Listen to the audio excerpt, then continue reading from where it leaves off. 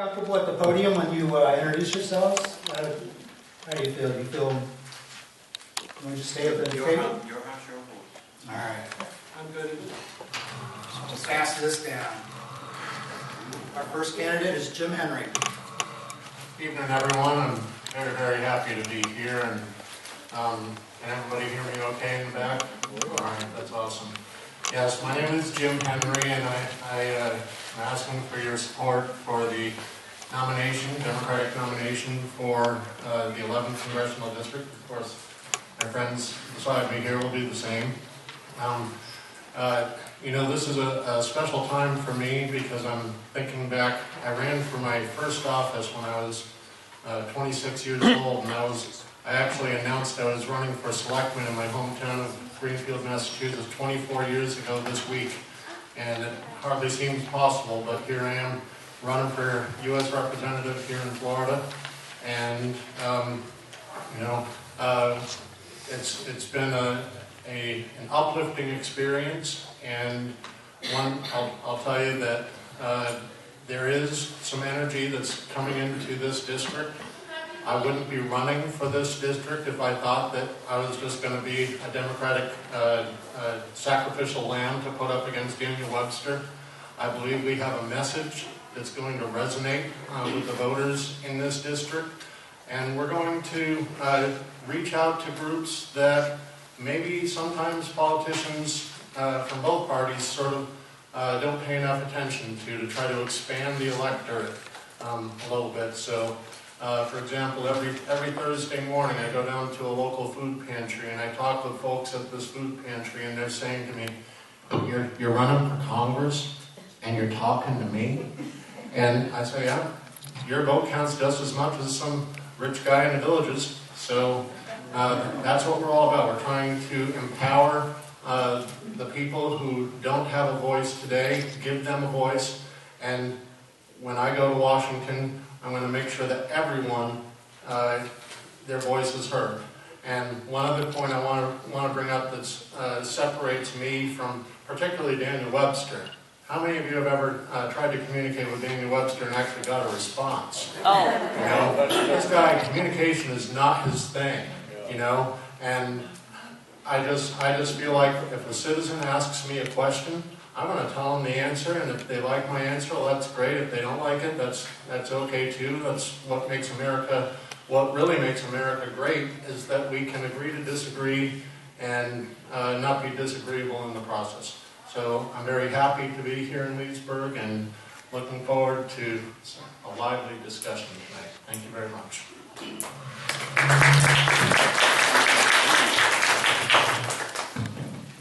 Hello, everyone. This is going to be a little challenging for me. Most people who know me know that I like not only talking with my hands, but I like moving around a little bit. So we're going to give this a whirl. My name is Dave Koller, and I'm running for the United States Congress here in Florida's 11th District. Politics is still fairly new to me, even though I have been running for office since 2013. Now, the reason that it's new to me, in some ways, is because in 2013, our government was shut down. And before that, I was just a regular guy with a ponytail, 10 earrings. I still have my 4 daughters, though, and I got 8 rescue dogs and my wife. And the fact of the matter is that our government was shut down, and I wanted to know why. So I went to our congressman at the time, which was Representative Nugent. I don't know if people remember him. And he wouldn't see me. And that doesn't work well for me. See, I don't like being ignored. So then I went to my clubs, and I said to my clubs, I said, who's running against this guy? I have to be a part of this. We need representation. We need our voices heard in our government. This man doesn't respond to us. This man doesn't listen to us. This man doesn't stand for what I believe in. And they said, I'm sorry, no one's running. And I said, well, you got to be kidding me, right? And they said, no, a Democrat can't win this area. And I said, well, I refuse to accept that. And I went to another county. And I traveled to all 5 counties with my ponytail and my earrings. And I talked to them all. And they said to me, Dave, why don't you run? I said, seriously? And they were like, yeah, no. You care about the community. See, they know what I did for a living. I serve people who have a developmental disability. I've done that work since I was 17 years old. I opened my own company in 1998, believing that the service I provide is more important than the profit that I make. The fact of the matter is my job is to navigate bureaucracies and represent those that are most vulnerable amongst us. My job is to make sure that their Medicaid and their Social Security are coming in so they can afford to live in their own homes, so they can live their lives. I sit in food banks to help people make sure that they have enough food in their apartments. I make sure that there's going to be enough heat in people's houses tonight. Not 2, not 3. I have over 80 people that I serve every day. I work for a living. So when I'm here running for United States Congress, I am very lucky to have the support of my wife, who's also my partner, to be able to take care of those things.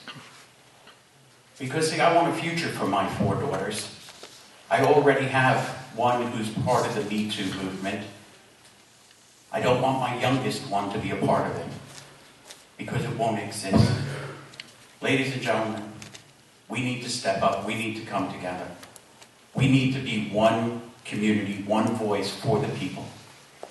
My name is Dave Koller, and that's why I'm running for United States Congress. That's why I'm here seeking your support, and I'm here to answer any and all questions you have about my candidacy. Thank you very much.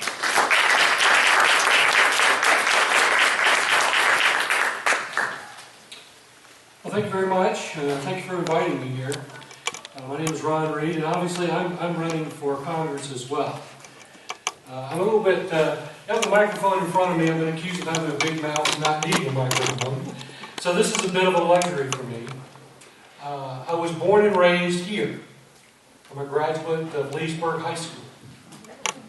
And any jackets out there?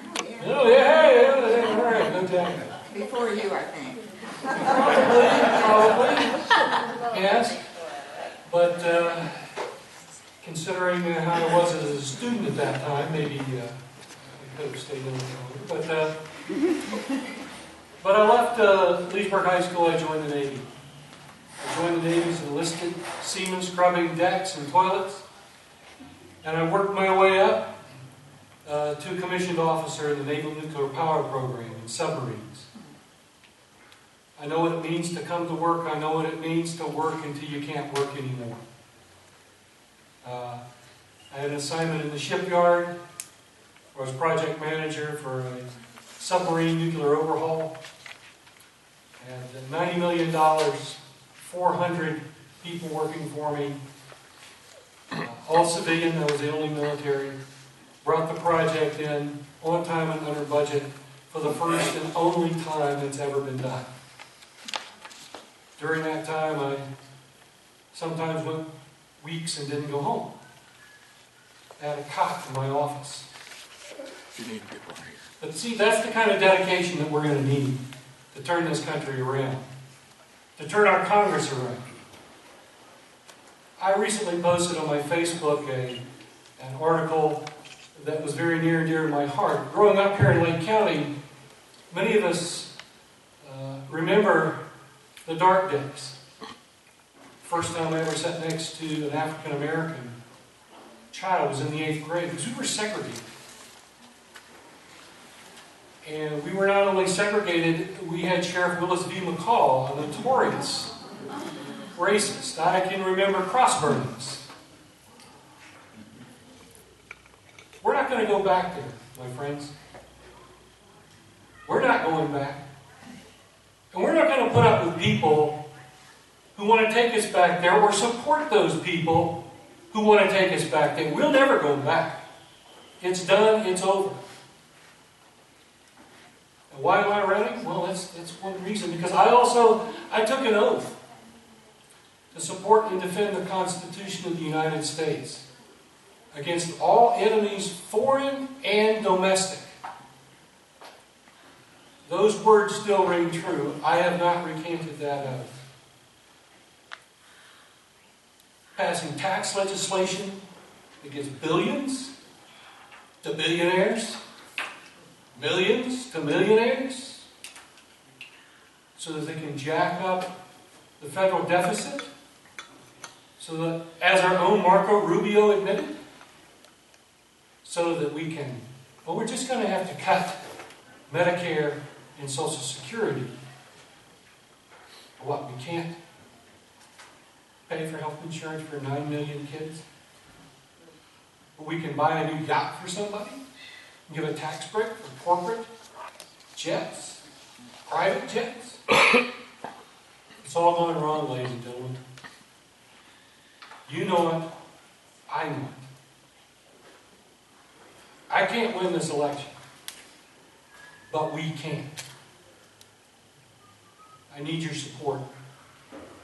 I am open to any question, totally open. My website, I've got just about every issue fleshed out. No hiding here. I will work for you that same way, because that's what it's going to take. That's what it's going to take. I appreciate your support. I appreciate your time. Thank you very much.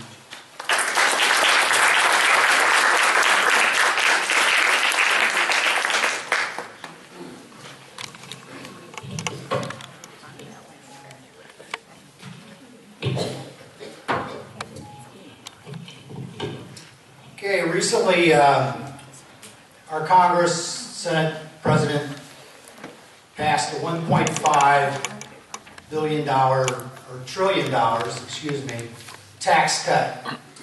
That on its face is bad enough. What I'd like to hear from you guys is how you see the ramifications of that tax cut as it affects Medicare, Medicaid, Social Security going down. Thank you. Well, Paul Ryan has already told us what he's going to do. And this is probably the biggest reason why we need to send Paul Ryan and, for that matter, Daniel Webster to an early retirement. Because they are going to attack these programs that were created largely by Democrats, programs that have created a safety net for people and that have worked for a long time. And the only reason why there's any question about whether Social Security is going to be there for people in the future is that the Republicans can't keep their damn paws off of it. They want to raid it, raid the trust fund, and that's got to stop. So that's one thing that I would do, but guaranteed if I'm elected to the Congress, that's going to be one of the highest issues for me. And I'll just let you all know, I mean, I've got a long track record. When I announced I was running for selectman back in 1994, the first place that I went to was the Franklin County Senior Action Council meeting. And I walked out of that meeting after being grilled by a room full of people like you for over an hour. And a lot of them said, you know what, I didn't agree with everything you had to say, but I believe that you were sincere. I like that about you, and they ended up voting for me. And whenever I ran for office, whether I won or lost, I always did best in the precincts where they had the senior housing complexes. I was a member of my council on aging for several years. I have actually got the ball rolling, a process that resulted in a new senior center being built. So senior issues are near and dear to my heart. And of course, you know, Medicaid is another important program for the less advantaged. These are the people that need our support and feel that they don't have a voice, and I want to give them that voice.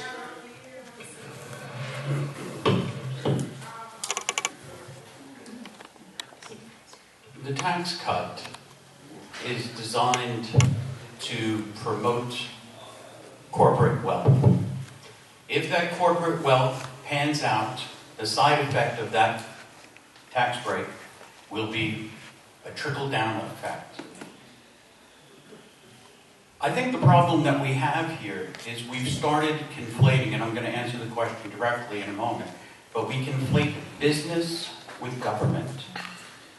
See, business, their sole purpose is to turn a profit at all expense.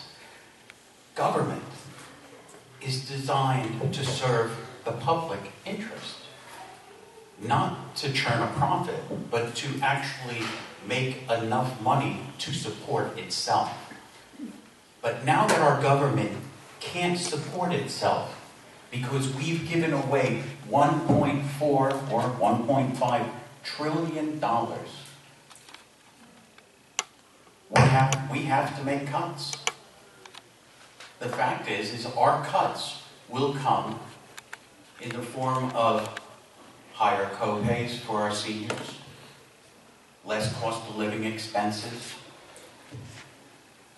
not as many medical reimbursements and treatments as Medicare and Social Security gets cut.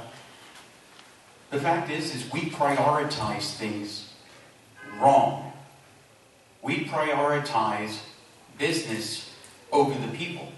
The fact is that the United States people should be regulating business, not business regulating the United States people. We need to fix this, but only a Congress that is not owned or elected lobbyists. How do we preserve Social Security? We start acting like it's as important as what it is. Our seniors deserve to live their lives in dignity. You built this nation, good, bad, or indifferent. You gave us the opportunity to build upon your mistakes as we will build upon, as the next generation will build upon ours, and we will thrive in your successes. But we need to take care of each other. And this is going to go back to even investing in our children. But once again, profiteering is not in government or the people's best interest. We need to revitalize our Social Security and our Medicare so we're not fighting for crumbs.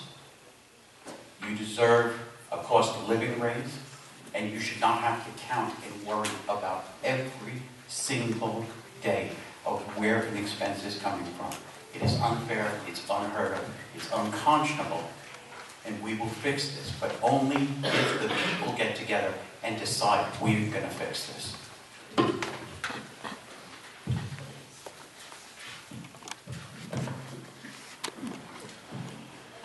I feel like I already addressed this question a little bit anyway. But it's, what we have, of course, is a Congress with an agenda, and an agenda that does not match the needs, our needs. And it's an agenda that was crafted at least 20 years ago by Karl Rove and Newt Gingrich. And unfortunately, it is a plan that they have executed to perfection. That plan is to eliminate all of what they call entitlement programs. Right? That's their term. It has now become a part of the American lexicon. We use it, right? Entitlement programs. Social Security is an entitlement program. Are we begging for Social Security? We put our money in, didn't we pay? We all paid, right? That's our money. We're not beggars asking for money. Healthcare is a right for every human being, anyone. We cannot even begin to call ourselves the greatest nation in the world while we have people who can't afford health care. This tax bill, it's not a tax bill.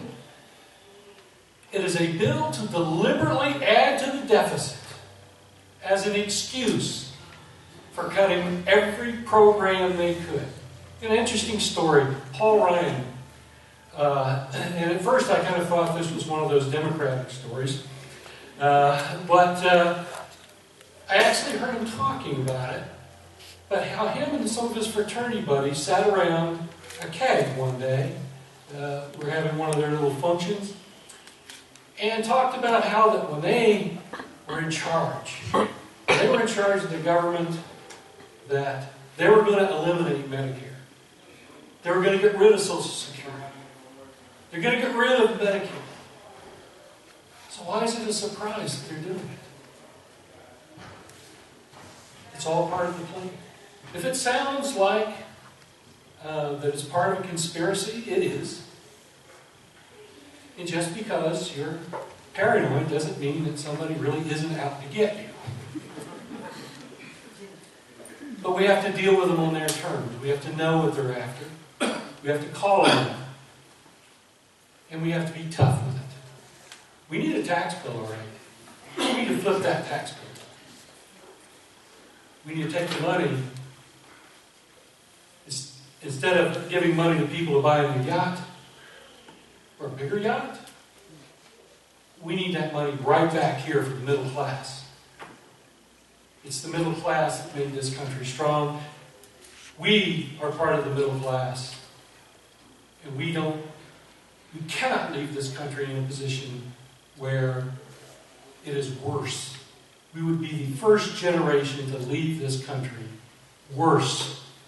In worse shape than when we got it. We can't do that. Together we'll stand up and we'll stop this.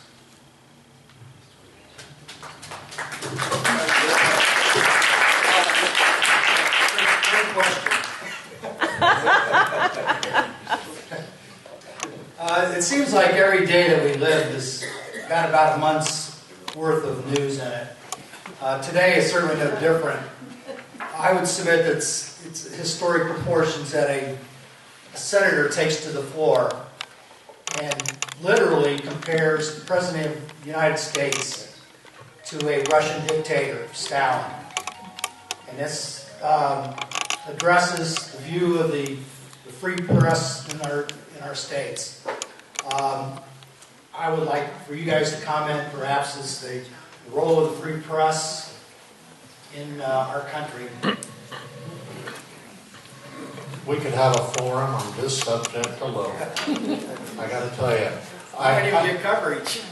I have a master's degree in journalism. I'm actually nearing the end of my second master's of fine arts in creative nonfiction writing, which is sort of part of writing a memoir. And also, I have a bachelor's degree in communications. So this is something that's very near and dear to my heart. And when the president goes after the New York Times and the Washington Post and even CNN and the cable news, I can see what he is trying to do. He is trying to discredit the giants of the journalism industry while propping up the Breitbarts and the faux news channels they're not journalists, they're propaganda, okay? And by doing that, it really is, I see a path toward a dictatorship. I think that's what he's really going toward. And when he goes after these giants of the journalism industry and tries to discredit them, it's putting our democracy in peril, okay? I put out my Henry Report newsletter because when I first started running for this office, I sent around press releases called the area media, and very quickly learned that a lot of the area media are controlled by Republicans, and they're not going to give me any coverage at all. So I said, okay, I'll create my own. And I'm making a lot of close contacts with toner suppliers because I'm printing these out by the thousands, and they're spreading them all over the place. And that's how we're getting the word out, and it's actually working. And I've also got my website at jimhenryforcongress.com. Last month I had a 5 times increase in visitors to my website over the previous month. So we're finally starting to get some attention that way. So it's working, but at the end of the day, we really have to be vigilant. Do the media make mistakes? Of course they do, because they're human beings. Human beings make mistakes. But it's erroneous to say that all the news that Donald Trump doesn't like is fake.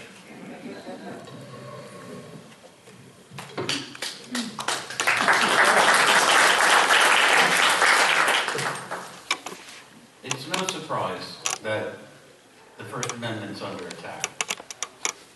The press is a United States institution. And a platform was run upon to dismantle our institutions and to discredit our institutions. People, once again, as I was saying before, conflate things, believing that the institutions are the same as the establishment, and they're not. The institutions are what's protected us thus far from a dictator. They're the ones those are the things that are holding true. The establishment are the individuals who fill an institution. The freedom of press is critical to keep a balance of power, to demean its importance is not only irresponsible, but I think it is damaging to the nation at large, because once again, we are eroding trust. It's like political termites. You sort of don't know you might have a termite problem until you put your foot through the floorboard. They're eating away. And these are the things that we need to stop. The First Amendment and freedom of press must stand. It has been since the beginning of our nation. It was crucial then, and it is critical now.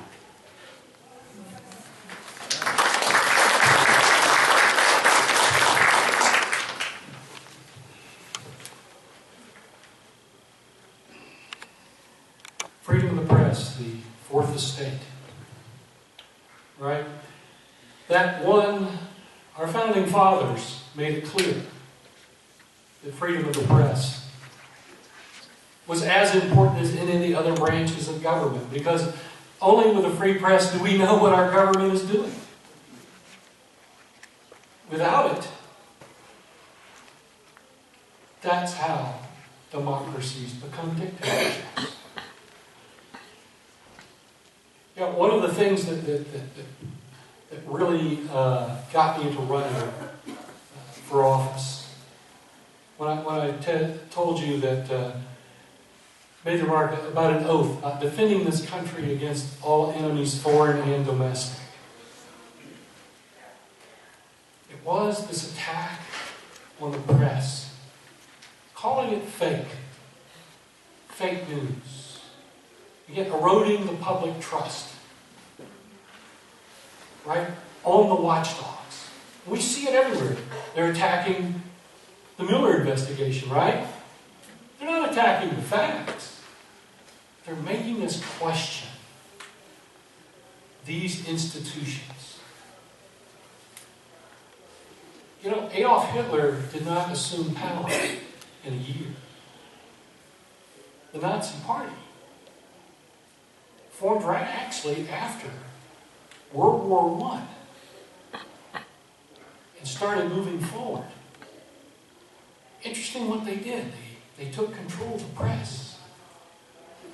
They got people to question what they were reading in the press and not believing what was in the press. They used lawyers in the court system to silence critics. That sound familiar? Kristallnacht. The night when the Nazis went through the Jewish communities, carrying torches, saying what? Blood and soil, blood and soil. What did we hear in Charlottesville?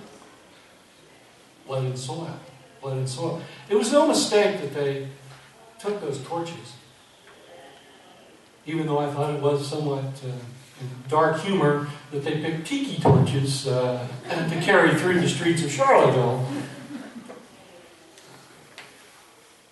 But when we see every credible news agency decry this scene and point it out for what it was, except for one, Fox News. Let's call it like it is, all right? It's the Presidential News Network. Fox News, right? And they're even have more of a deleterious effect than Breitbart, because more people watch it. And unfortunately, many actually believe it.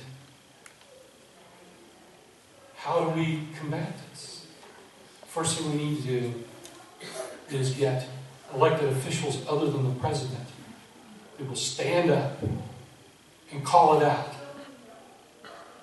When he says something I would say stupid, but that would be every day. But when he says something particularly outrageous and hurtful, we need a Congress, a Speaker of the House, that'll stand up, call him out on it. Because if we can't have confidence in the President of the United States, we have to restore confidence in Congress.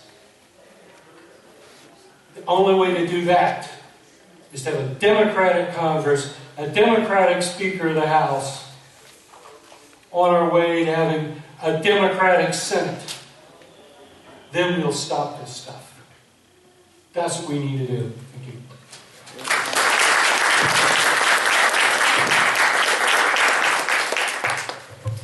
I pride myself in being a good judge of talent, and looking over the audience, I see a lot more intelligent people than myself. So what I like to do at this point is to turn the questions over to the audience.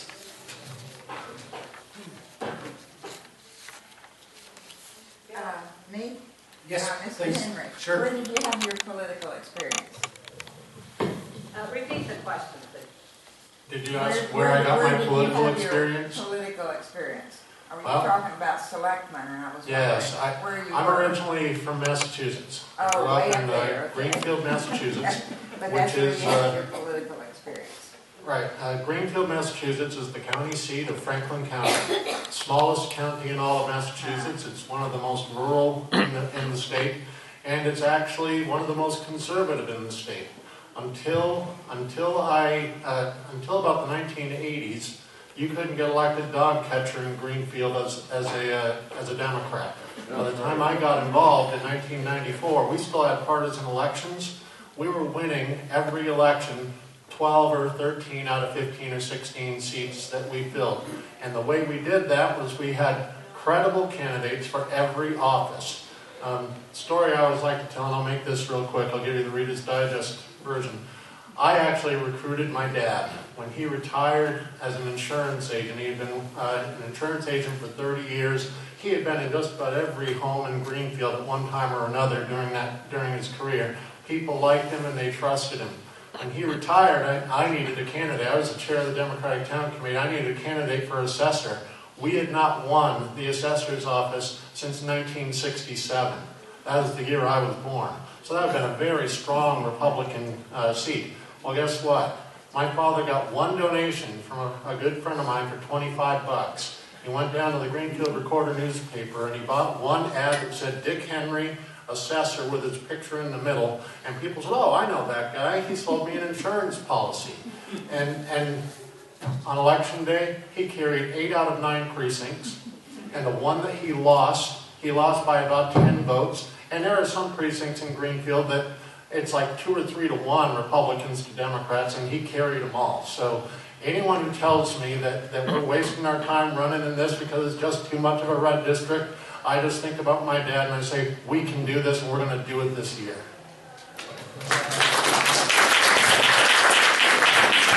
Yes. Can I add a anecdote? Greenfield, Massachusetts is the birthplace of Penn Jillette. Yes, it is. Penn He graduated from Greenfield High School class of 1972. Yes. And we both had a part in the Our Town play at Greenfield High School many years apart. But yes, I had that in front. I've met Penn. He actually came to the Democrats booth at the Franklin County Fair and bought some popcorn from me back in the 90s. Anybody else not from Massachusetts?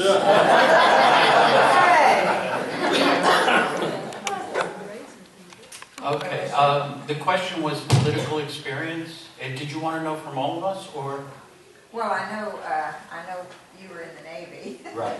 Or no, in the Reed. Yeah, you were. So you were probably different places, but we're. Did you want that We question live in a for all of town. us? I've already asked you that. So I just wondered because he mentioned selectmen, so I. Oh, right. But I knew he was from up north. Oh, okay. All right. I would like for everybody to answer that. I would like to hear it too, because I don't know any of the candidates. All right. My political experience. I have been working for and representing people for quite a long time. As I said, once again, since I was 17, I've been in and out of working with state agencies, developing programs, getting things approved from Tallahassee for programs to take people out of state institutions to help them live in the community. So I've negotiated on different levels. I'm also a state trainer for the supported living in the state of Florida. I've trained staff, and also I worked with disaster relief with the American Red Cross. Basically, the position that we are all contending for is about representation. It's about advocating for your community. It's about being able to speak on behalf of people and being able to put their needs above your beliefs. Because it's not about me up there. It's not about what I believe. See, it's very easy to see where our representatives get elected and they feel they need to draw this line in the sand and we need to live by their beliefs. The fact is, I've spent my entire career advocating for people, and it's not about my belief. It's about what is best for the people that I serve. And that's what this job is about. So as far as politics and so forth and bureaucracy, I have tons of experience. When it comes to civics and interaction and advocacy, I believe I have, I've been doing it since I was 17 years old. It's sort of what I'm built for.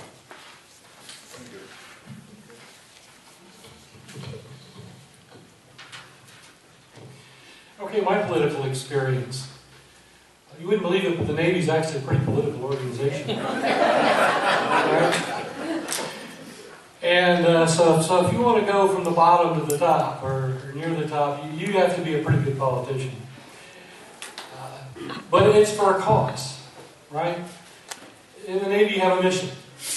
That's what's important. Everything else doesn't matter. It doesn't matter whether someone's a Republican or Democrat. We don't care. Is this the right thing to do? Is this the best thing to do?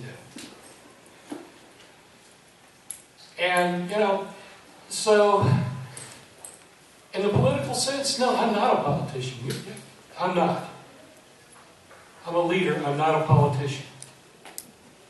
That's what I go by. But it doesn't mean I'm naive about what has to go on and what I have to do. The fact of the matter is that a junior congressman, when they arrive, you have to go out, you have to meet the right people, you have to make deals. You have to. Anybody that says, I'm going to go up there and change the world, well, I don't know what planet they're living on, but whatever Congress they're talking about isn't on the planet there. But you have to build bridges. One of the things I like to say, I don't care who comes up with the legislation. If a Republican comes up with good legislation, I'll support it. I haven't seen much of that lately. But if they do, I want them to know that they'll find a supporter in me. You have to reach across the aisle. We have to compromise. So I say we have to compromise, but we have to compromise on those things we can compromise on. Unfortunately, what we have seen is a Congress that tries to pass legislation that is so onerous, so despicable, that there is no way that anyone of conscience can compromise. How do you compromise when the Speaker of the House proposes we will continue the CHIP program for children for 5 years? We'll do that, Democrats, if you agree to a dollar-for-dollar cut in Medicare. How can you do that? So, there are things you compromise, things you don't. I'm going to agree with Dave here, and we have many things we agree on. And that is, once you're up there, you're a representative. I work for you. And I work for everyone. Obviously, I can't do what everybody wants. Love to be able to, but it doesn't work that way. But we can stick with the principles, right? And that's what you have to go up with. You have to go up with working principles. You never deviate from those principles. And you go for the common good. That's what this country was built on. Anybody thinks our founding fathers got in the room, shook hands, sat down over a glass of ale, or an ale, right? And said, okay, let's just write this whole Constitution thing out. Right? We'll get together and by noon we'll have it done and we can go home. I read the record of the congressional account. Lengthy record of correct, and it was not a pretty sight. But we have to go up there with courage, conviction for what is right. That, to me, is the basis of being a politician. A real politician, a real leader. Thank you.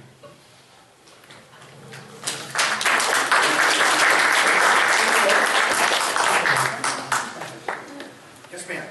I'd like the other two candidates to also speak on the topic of compromise and making things work with principle.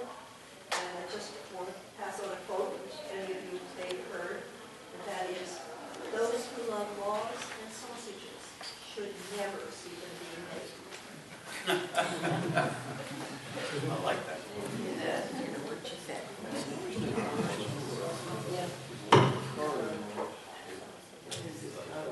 Compromise is not a dirty word, it's progress. But we need to stop pretending that the government is, and the Republicans at the moment, are not holding the American people hostage in some ways. It doesn't matter if you're a dreamer child, or a senior, or developmentally disabled, or on Medicaid. They've started making us beg and fight for bare scraps and minimums, so when it comes to compromise, I'm all in favor of it. But they put the starting bar so low to fight for bare necessities, such a low bar of standards. Now, I agree, we need to compromise and we need to work together.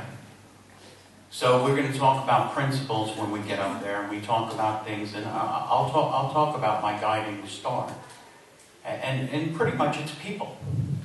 We put people first when we create policy. It goes back to other things I was talking about even with the tax cut. Profit or people?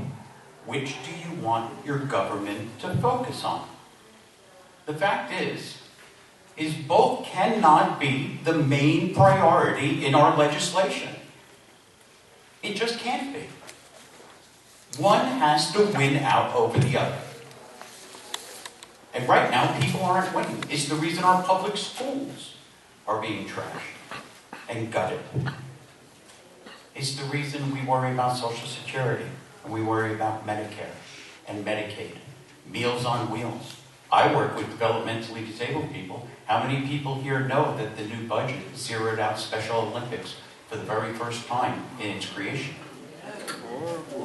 The fact of the matter is, I have people who get meals from Meals on Wheels, and some of the people that I work with who have those disabilities deliver Meals on Wheels to be a part of their community. So it's not just sometimes about delivering food, it's about understanding that it also helps other people be a part of their community. That's what it takes when you get up there to be a representative, to know the force, the blood that is in every community. So when we talk about where we get our political chops from, as I said before, when I started this in 2013, never did I ever think I would be a politician or running for office. I do what I do. As I said, I had a ponytail and earrings. But I got my political experience from all of you. It took a district to make a candidate, to sometimes tell me what was going on in their community. to let me know what was happening in their families, in their neighborhoods. That's what you want in a representative. That's who you want up there fighting for you. You want somebody who's up there putting people above profit. So when we focus on a piece of legislation, that's what we look at. We look at how it's going to benefit your family, how it's going to benefit your neighbors. And then we need to start reintroducing a part of the American dream that's been lost. Owning your own business. Making it on your own. Entrepreneurship. Tax codes that don't favor corporations, but favor true small business. Does anybody know here what the government considers small business? 500 employees or less. So when they're talking about small business, don't think they're talking about you. Don't think they're talking about your neighbors or what your future can have. When I'm talking small business, 5 people, competitive. Let's stop handing stuff out. Thank you.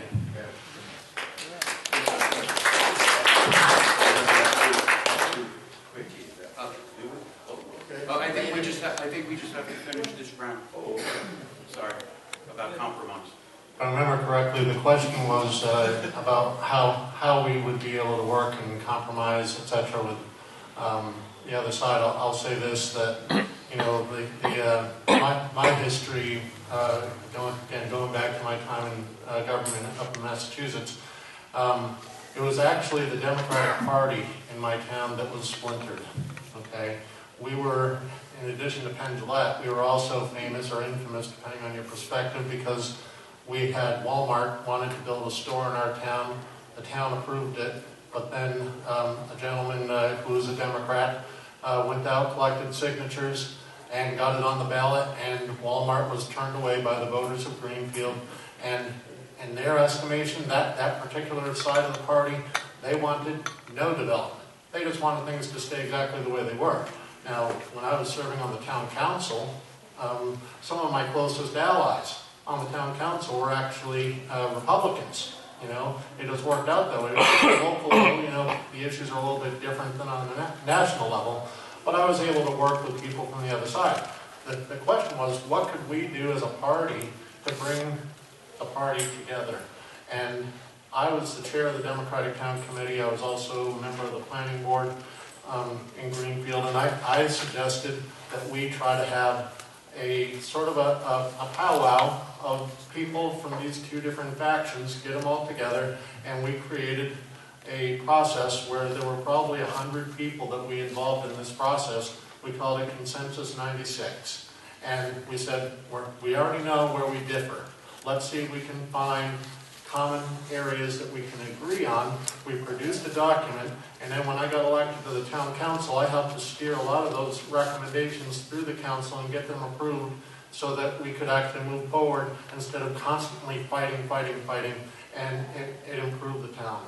And so, I have a long history of working with warring factions, regardless of the party, whether it's Republicans, Democrats, Independents.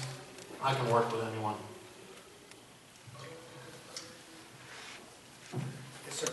Assuming you were successful, any of you, to represent the district, and you had an opportunity at the House to introduce a bill, what would that be?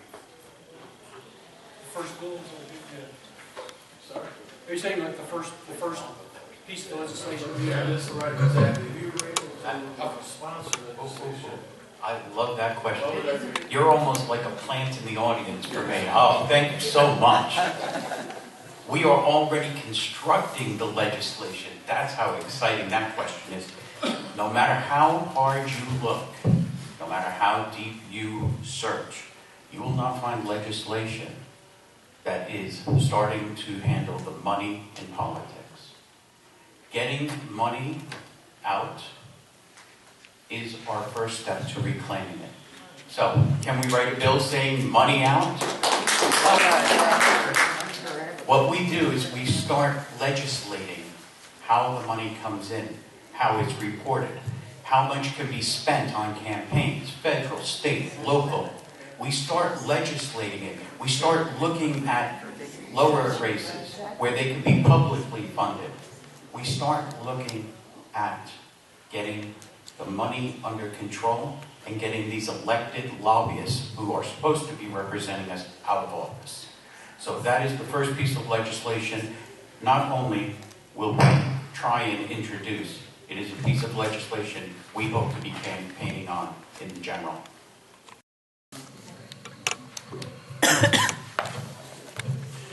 That's a very good question, and it's one I'm kind of going to deviate a little bit, I think, from many of the candidates. There's a lot of legislation that's out there that's sitting there languishing, including campaign reform legislation that will see the light of day as long as we have a Republican-controlled Congress. Citizens United has to be ended. And unfortunately, because of the Supreme Court, that's going to take a constitutional amendment, unless we happen to have a change in the numbers on the Supreme Court. We can do legislation, and that legislation is there, and I agree with Dave 100% on that. My first piece of legislation would be the American Foster Care Act. Unfortunately, in this country, our foster care system is broken. We keep hearing that in the news. But these stories come and go. 50% of foster kids never graduate high school. 50%. More people in state and federal penitentiaries, a larger percentage get their bachelor's degrees than foster care kids. 50% of foster care kids end up in the criminal justice system. Many of the young people that you see with the panhandlers, right, with the signs, how many times you say, well, why don't they just go out and get a job? Over 90% of those are foster care kids who have aged out of the system. My legislation would require states to fully fund programs for foster kids, start to finish, and that includes the psychological counseling that they need all the way from the time they enter the system to they leave. So they have the transitional housing, they have the job training. It would require any university or any school of higher education to set aside seats for these kids who have academic ability and they want to do it. This is a shame. It's a disgrace in this country that we have only 5 states that have any kind of care for these kids until they become adults. I also happen to think, once we get a few Paul Ryans and a few others out of there, that could be a bill we could actually compromise. We could actually reach out across the aisle. That would be my first bill. And I think that would be a bill that I would hope we could build bridges between moderate Republicans that really do have a desire to move the country forward, to do good things for the country. They just have different solutions to common problems.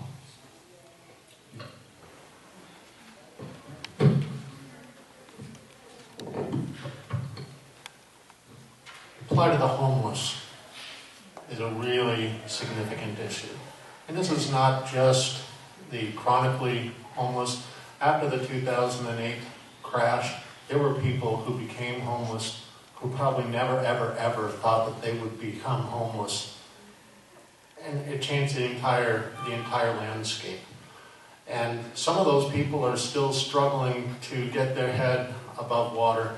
So the first bill that I would introduce would pertain to finding creative ways to give people the help they need to get back into a home, because that stabilizes the family and allows them to move forward. Perhaps find a job. Try finding a job if you haven't got an address, you know. And it's incredible. I want to bring up a couple of things I've heard the other folks bring up. Dave, you have my admiration for the work that you do. I want to let you all know I haven't talked much about my son Tyler. I have a son, he's 19 years old. He is on the autism spectrum. He has had a rough life, and a lot of it was self-inflicted.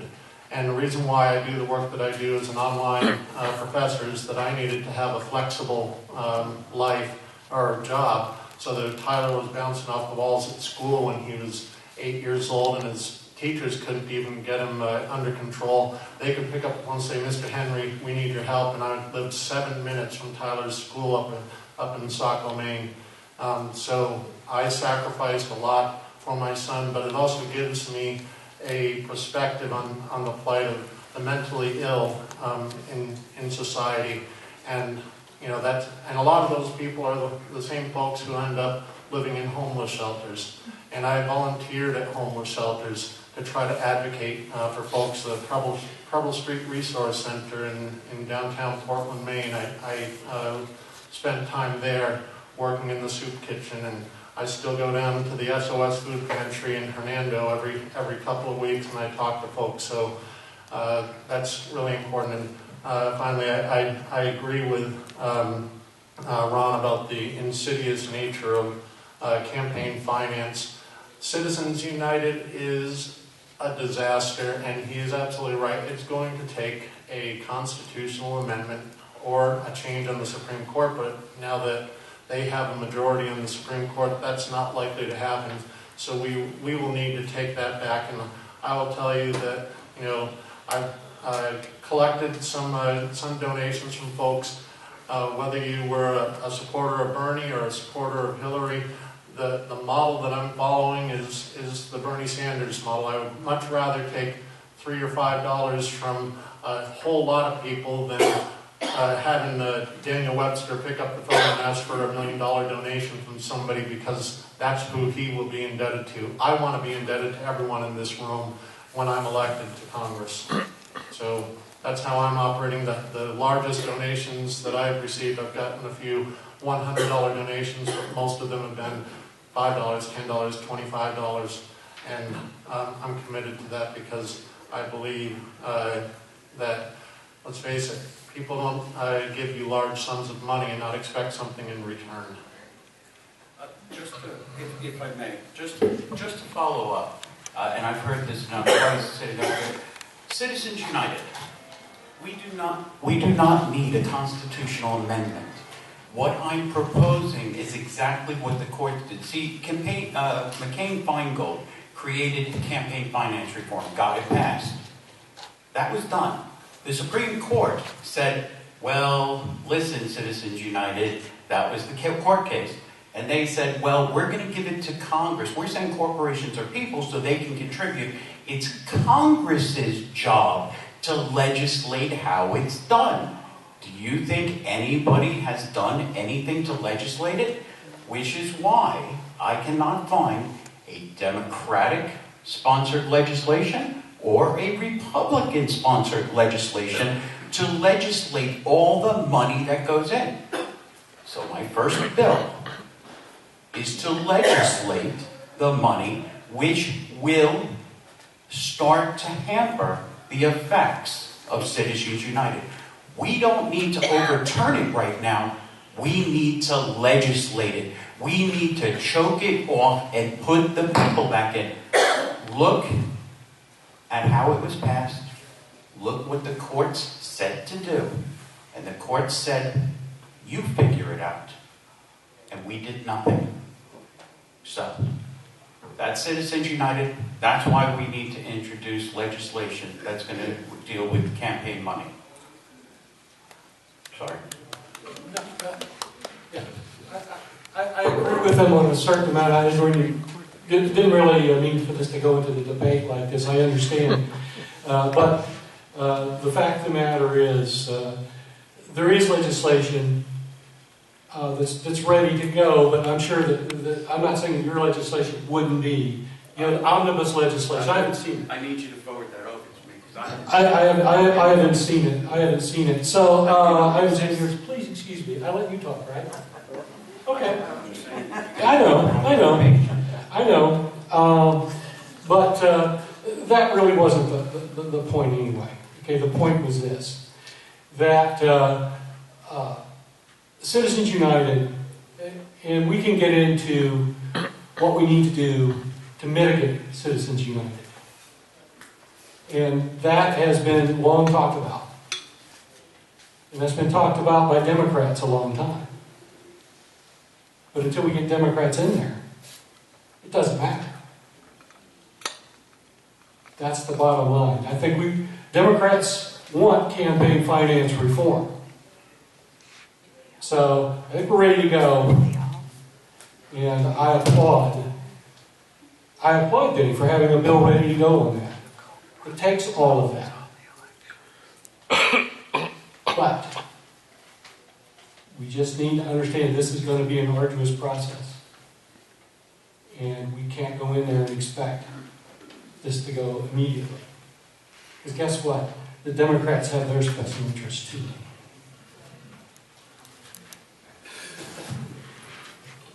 I'd still like to see what you've done. I've searched. Got another question? This is a question for Jim Henry. I was wondering if you could summarize your platform in like a series of bullet points, sort of succinct bullet points. You know, the interesting thing about that is that, when I started running for this, my plan was to focus on just a few really important issues like health care. And at the time I started running, they hadn't yet passed the tax bill, but you knew that was going to be coming, and economic development and things like that. But then as I've gotten into this, well, people say to me, what is your position on women's rights and gun control and all the other issues? And so my plan to focus on a few very important issues kind of flew out the window because, as I've said, if somebody asks me my position on an issue, I'm going to tell them how I feel about it. So all of a sudden I've got positions on all the issues here. But again, for me, on a personal level, the health care, if you haven't got health, you've got nothing. And anyone who tries to tell you that we can't afford to provide Medicare for all, I just say, hey, they just cut the taxes on the wealthy $1.5 trillion. If they can cut taxes on the wealthy, we can provide quality health care for all Americans as well. Government is just a matter of prioritizing, and my priorities is with the American people, not the top 1%. So that's one very important issue. And I've always been very motivated on economic development issues. I support Main Street over Wall Street. We don't need less regulations on Wall Street, because let's remember what caused that crash back in 2008. They're making the same mistakes all over again, letting the banks just do whatever they want, laissez-faire, whatever you want to call it. It's a recipe for disaster. So those are a few of the issues. One other thing I want to bring up about is that's also near and dear to my heart is net neutrality. How many of you are as concerned about net neutrality as I am? I'm very happy that people are starting to realize that really getting rid of net neutrality rules is an attack on freedom of speech, because if I need to pay more to be able to go to a website that some guy that sneezes 50s can get, or if I need to pay more than I can afford to have high-speed internet, I need high-speed internet in my home because it's a requirement for my job. And if they decide to raise double the cost of my internet because they can, that's going to create a problem for me. So, and I'm sure it would affect a lot of you as well too. So those are some of the important issues, but I'll be happy to answer any other specific questions folks have.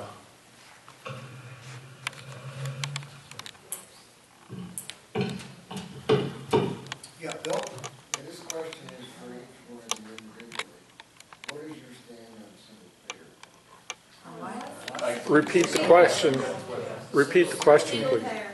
You want to know about single payer? Well, I was a proponent of the public option when we passed what's become known as Obamacare, or as President Obama used to say, Obama cares, which I always like the way he spun that around.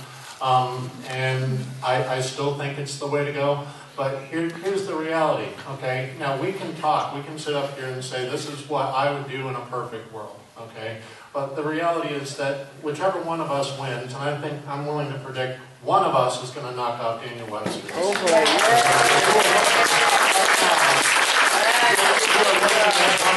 One of us is your future congressman. If whichever one of us gets to go to Washington, we are going to be one of 435 voices in the House of Representatives. And not all of them are going to agree with us on things. We're not all going to get everything that we want, but we can say, you know what, if I go, this is what I'm going to fight for. And so, excuse me.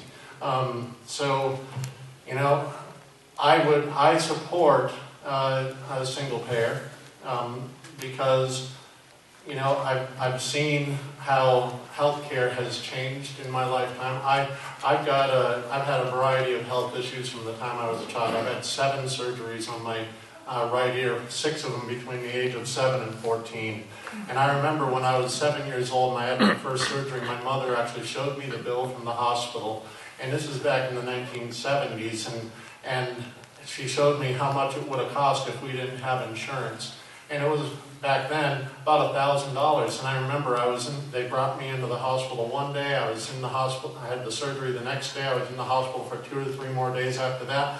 Those days are long gone. And, you know, I was in the hospital for like 4 days, and the bill was $1,000. I hate to think what those surgeries would cost today, because we need to get the cost of health care under control, and that's really what we need to focus on.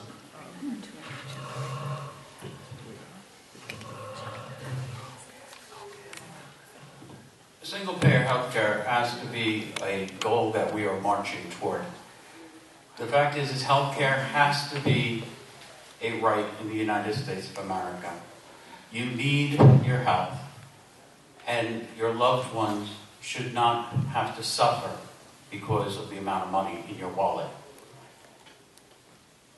What I think we should do, and we need to progress forward, is have a Medicare option put out where you fill out your W-4 and you say, I want this much taken out of my paycheck, and you check a box. And you check a box and you pay for it out of your taxes, and you get a Medicare card in the mail. Okay? And that's how we start. Because nothing's going to be perfect. And that will still give people the ability to keep their private insurances and do what they need to do. And yes, will there be competition? Of course there will be. But the fact of the matter is people need health care. So we need to start going for a single payer. We need to start going toward Medicare for all. But is it the answer today? For some people it is. So we need to get that option out there for them. For everybody, maybe not today, but it's coming. So we need to work toward it. So I am in favor of it.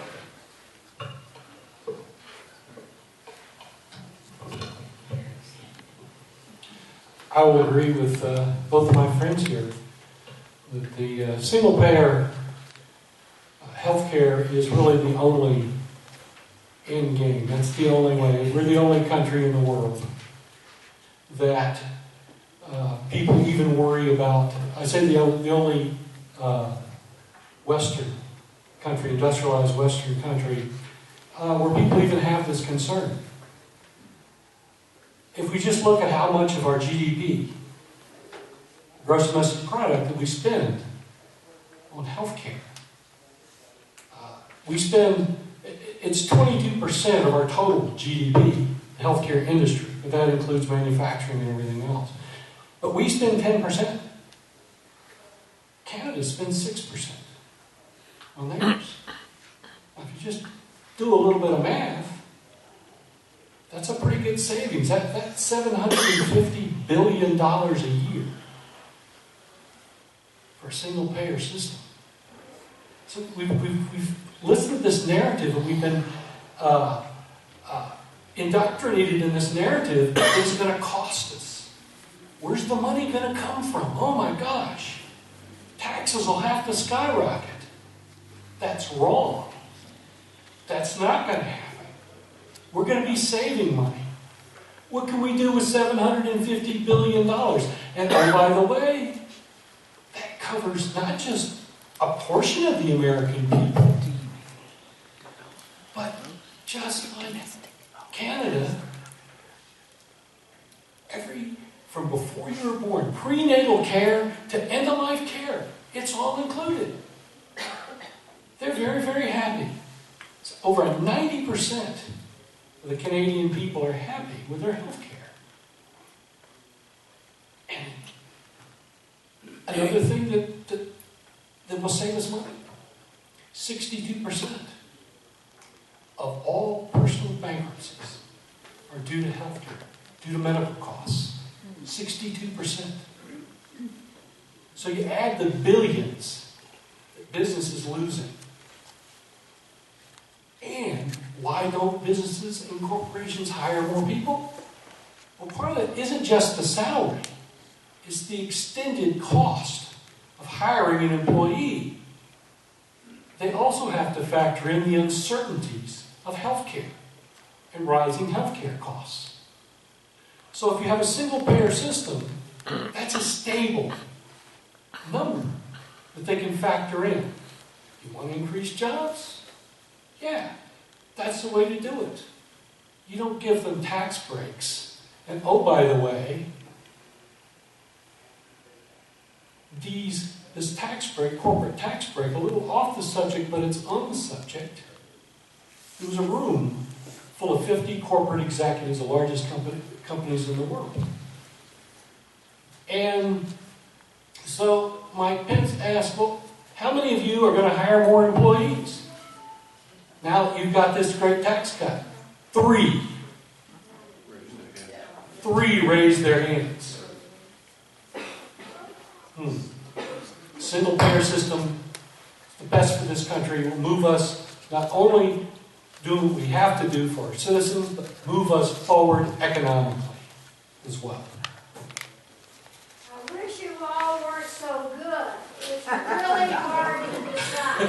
I was confused before I came, and I'm even more confused. All of them are so good. And I've been in so many meetings with Daniel Webster, and oh my God. I feel your pain. You will.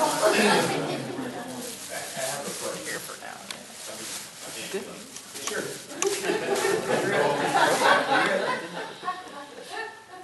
Martin Luther King Day was the other day, so you don't hate no.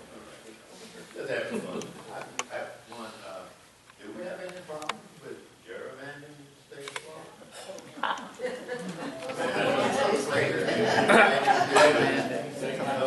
North Carolina, I have relatives there, and some other places.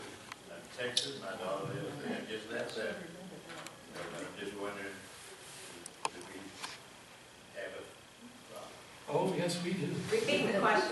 Yeah, do we have a problem with gerrymandering in the state of Florida? Mark, can I add on to his question, because it's the same one? Okay. In District 11, okay, it's been gerrymandered for Webster.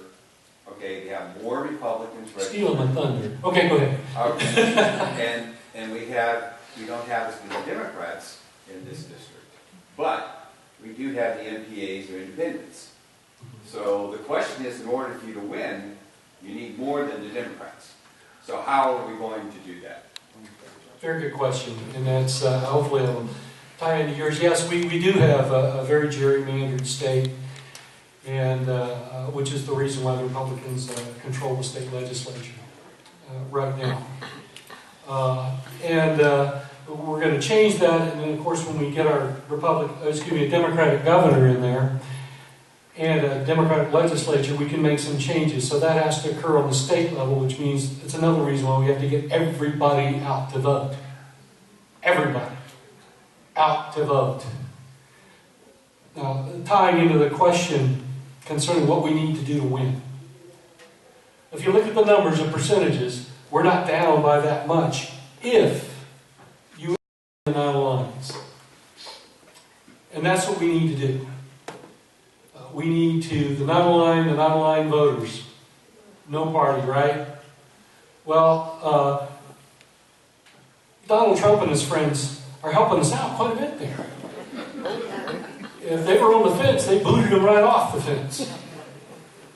And getting petitions signed, when I'm out there signing petitions, I don't know how many people have come up and said, I've been lifelong Republicans, or I'm an independent, but you're a Democrat, you're running against Webster? I said, yeah, give me one of those. We have to campaign on the issues that matter to people. But we also have to, and that's how they won in Virginia, okay? Virginia is a good place to look because they won. They also had grassroots, people that are in this room that care enough to come out and listen to 3 guys talk, right, about politics. But most people turn it off. When I said I can't win, but we can win, that's exactly what I meant. We have to go out and talk to the people. And have people we talk to other people. Talk to other people, talk to other people. Build this grassroots movement. The wave starts. The bottom moves forward. Comes up. That's the grassroots, and that's what we have to do. Personally, I have some things that I am going to use in my campaign. Many of you know, if you've lived in Florida for a long time, that many Floridians, especially those out in the counties, aren't too trusting of people from outside. That's just the way it is here. It's been that way since I was a kid. So I intend to use that familiarity in my campaign to go out. I can walk into the honky-tonks out there and not be afraid. Maybe I should be now, but I am not. But I can go where these people live, because I work construction with them. I've worked out in the orange grove picking oranges. You did? I did. Okay. 33 cents a box. I remember those days. Yeah. I'm on my 86th year, so I've been here a good for a while. Yeah. You're up there. Some teenager up there in a ladder in that orange tree. Yeah. I didn't do it for too long, though. But so I've been out there, and I can talk to them on their own terms. I work construction. The other thing is when I talk to moderate Republicans, which we're going to have some moderate Republicans come over to win. The fact that I'm a veteran, 23-year veteran of the Navy, that sits well with them because I don't have to justify my bona fides on national security and other issues. So it's building this coalition. We build a coalition, we'll win. Go ahead. I got the quickie right here. My brother, my late brother, was in the Navy in the Cold War. Yeah. And I want to know what's the Mustang name? That's a good question. I'm surprised I didn't say that. Thank you. Mustang is someone who comes in at the bottom enlisted and works their way up to a commissioned officer without a degree. You may have a degree, but it's not required. So I was directly selected because of my performance for commission in the Navy Nuclear Power Program. Nuclear power? Nuclear power? And in the Cold War, I was off the coast of our friends. Yeah, it seems like we never can lose the Russians. Jeez! But I was off the coast checking in on them, making sure they were behaving themselves, which they weren't. But we're going to have to get together. Greg, wonderful question. We have to build a coalition, not just Democrats, but not aligned. And we're going to have to pull some moderate Republicans. I have a challenge for the 3 of you. because you're competing, but we need one of you to win. So I'm going to challenge you to put your message together so that whoever of you wins the primary, the message, because you guys got the same message, that message is what goes out big and strong. So start with, you know, if we're going to build, start with building right there with you guys. Please don't get into the No reason. To answer your question, it's already been answered. Yes, gerrymandered. Absolutely. Actually, we had the second most gerrymandered district in the entire United States. That was Corinne Brown from up north. It looked like somebody had an IHOP map and spilled syrup down in the state of Florida, and that was her district. How do we win? 3 things. Democrats, you need to turn out like it's a presidential. No joke. You need to vote like this was the election your country depends on. That's the first thing. Okay? The reason is not just to put balance back in Washington, but when we talk about gerrymandering, in 2020 the new census comes out. The new lines are going to be drawn. Okay? I would like to see some Democrats up there to make sure we don't get gerrymandered for another 10 years. Okay. Second thing we need to do is we need to reach across to the NPAs, the non-party affiliates, the independents. And the way to do that is social media. We need to be in the palm of everybody's hand. We need to be there. We've already built our social media team. I hope anybody here is following Dave Koller for Congress on Facebook, Twitter, Instagram, all your favorite little gadgets. But this is what it's going to take to get the message across. We need to be everywhere. That's going to get the NPAs. Third is we need to depress the Republican vote. We need to run everything we have on Daniel Webster and show what a piece of garbage he is. Yeah. We need to turn around and make him accountable for his actions, inactions, and the selling out of his constituencies. So anybody who comes out to vote and cast for such a racist, such a piece of human garbage, that they're ashamed to cast that vote. Now we know that that works. Because Alabama won by 1%, didn't it? Now we don't have a child molester, to the best of my knowledge. But we have somebody who has done horrible things to his community. So we will run that as well. So those are the 3 things. And I look to my inspiration to Oklahoma, believe it or not. Because we're only 15 points down, and any other year that would sound like a whole lot. But they had 21.5 points, 32-year incumbent, and they retired them. Grassroots. Can we do it? Yes, we can. Will we do it? We better. Yes, we will. Ladies and gentlemen, we can do this. 3 steps. Turn out like it's a presidential. Campaign on message so people know the economy and our seniors and our veterans are going to be cared for. Run on the issues. That brings you the independents. And run on his record and depress their vote. That's how we win this district.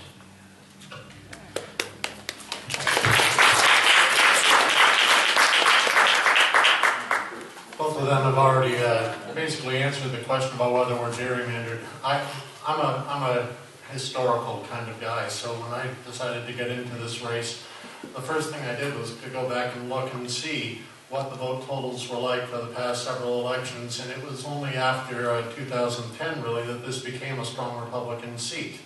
Okay, and it used to be a Democrat, I think, until 2010 when the seat was more shifted down toward Tampa, and then they shifted up here into the country, and all of a sudden we're losing 65, 30, 35. So they really gerrymandered the hell out of this seat.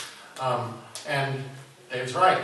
You know, we can't just reach out to Democrats. Right now, we have to focus on the Democrats because we have closed primaries. And right now, the race that we have to focus on, the three of us, is appealing to the Democrats because they're the only ones who can vote on us to become the party's nominee in August. But after that, and even, I'll tell you right now, I'll talk to anybody. Okay, I'm talking to the Democrats, I'm talking to Republicans. I've even gotten a couple donations from some Republicans who are madder than hell at their party for what they wanted to do to health care. Okay, so I'll talk to anybody, but you know, the focus until August is going to be on the Democrats, but we need to already start cultivating relationships with the people in the middle, because that's where the election is going to be won. And Daniel Webster, he's not going to be out there campaigning door to door like we will be. He's not going to be, he's going to just write checks, buy ads, and whatnot. And I think one of the keys to our victory is that they feel secure. They think they got this in the bag because they have gerrymandered it to death. So it's almost impossible to conceptualize a Democrat winning. But what they're not, if that's their logic, they're not paying attention to what happened in Alabama. And let's remember, even with a train wreck of a candidate like Roy Moore, they were still predicting that Roy Moore was going to win, okay? And Doug pulled it off, okay? And we saw what just happened up in Wisconsin. And we saw what happened. Nobody saw the Democrats coming all the way back and literally being one vote away from taking the House, taking control of the Virginia legislature. You know, nobody saw that coming in. So it's the reason why that's happening is because Democrats are fired up, and we, as the candidates in this district, need to let them know you have a choice. Okay, for the first time in a long time, there are 3 viable candidates, maybe more. You know, before we're all done, you know, they have a choice for Democratic nomination, and they also have a choice in the general election. One last thing I just want to bring up is that the National Party does not consider this a high priority seat. Okay, they think they're focusing on, you know, 25, 30 seats around the country, and I think I read somewhere they consider us to be the 162nd most likely seat in the flip. Okay, well, guess what I'm doing this weekend? My daughter came to me a few weeks ago, and she said to me, "Dad, can we go to the Women's March?" And my daughter has been working really hard. I thought she was talking about going to Orlando. And I said, "Yeah, that seems reasonable." And then she says, "Do you think there's going to be snow in Washington, D.C.?" And I'm like, I didn't realize I just volunteered. So we are leaving here tomorrow evening, and we're driving from here to Washington, D.C. And when I get there, I'm going to seek out any Democratic leader I can tell them. I'm going to say, you know what? We just came from a forum in Leesburg, Florida, where there was a room full of fired-up Democrats, and they want to send Daniel Webster to an early retirement, and I need your help. Okay? And I'm going to take that message right from the next vote, and you don't have to listen. So. Don't kid yourself. The state of Florida, with the black caucuses and the women, helped pull Alabama over. They made $1 million to Alabama. Did you not? Yeah, Did we not? I have no doubt. And if we can help them, it seems like we could help ourselves. Yes. Nobody quite had a candidate like Roy Moore, unless it was Trump. I'll tell you who I just want to make one more prediction. I'm really hoping that Arpaio does win the nomination for the Republican. Because he will be Roy Moore 2.0. Okay? You look at the trend that's happening here. Okay? You had Roy Moore, who had a long history of racism, handpicked, you know, supported by the president, Now we have our PAO out there. I'm willing to predict that the Democrats are going to take the Arizona Senate seat, especially if they do nominate our PAO as their candidate. And that's going to be one of the reasons why we will take back the Senate, not just the House, next in November. I can see that happening already. Surf's up, baby. Okay, I'd like to thank all our guests. You guys did wonderful.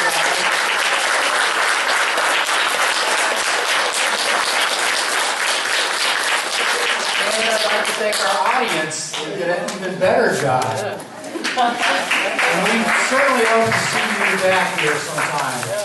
You have to understand, this is a living, breathing animal, the Democratic Party. We don't do anything without people to drive our car. So we certainly hope to see you again and again and again. Look forward to 2018. Could I just make one more pitch? I'll make a pitch here.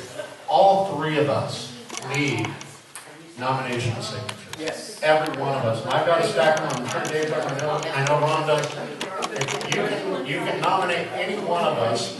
You don't have to decide today who you're going to vote for. But if you can fill out that nomination form for all three of us, will help all of us get our name on the ballot and give the people a choice. Absolutely. Please.